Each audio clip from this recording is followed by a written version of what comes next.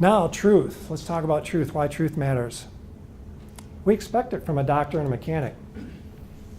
They have a responsibility to tell us the truth. Hey, your brakes are bad. You need a new transmission. We expect that from them, but do we as leaders and employees accept that same responsibility?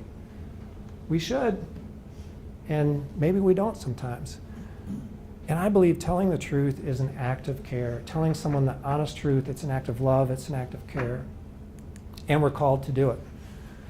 So we have this responsibility to the receiver of it, to the organization, and to ourselves to tell the honest truth. And it's not always the hard stuff, it's also the good, positive stuff too. We've got to share both of that. So when we see someone doing something wrong and we don't let them know, I believe we're an accomplice to it. We're allowing it to happen. We're enabling it to happen by not telling someone the truth in that situation. And when we withhold constructive truth, maybe it's on performance evaluation of some kind, we reinforce that poor behavior and it hurts all parties involved. So that's the value of truth in an organization. These are examples. Meaningful team member evaluations, assessments, and one-on-ones. And then there's that verse in Proverbs, as iron sharpens iron, so one person sharpens another. That is so true for us. Sharing financial monthlies and quarterlies with your entire team. How's the company doing financially? Having a great heart-to-heart with a person that you need to. Sometimes those are the hardest ones. And if you're not good at it and you like to avoid conflict like me, then you've got to really work at that. Showing appreciation for someone doing a great job, that's the positive stuff.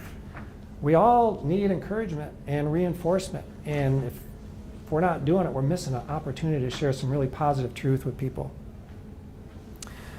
This next one, being transparent with your motives in the workplace.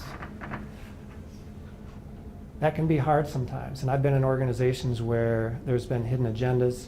It's felt very political. And it makes grace and truth difficult to exist. And you don't feel like you're being really told the truth when someone says one thing but does something else.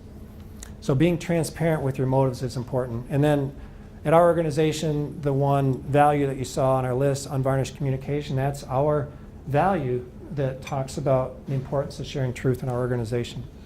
So grace and truth together. Grace without truth, I believe, is just tolerance. You're just allowing stuff to happen. And truth without grace is harshness. You need that grace. Both together are hugely important. Christ came to this world with truth and grace. And we can be examples of that in our workplace. And again, this works for people, whether they believe in God or not. It works for them, and they can have a positive experience with them. But we teach this to our team.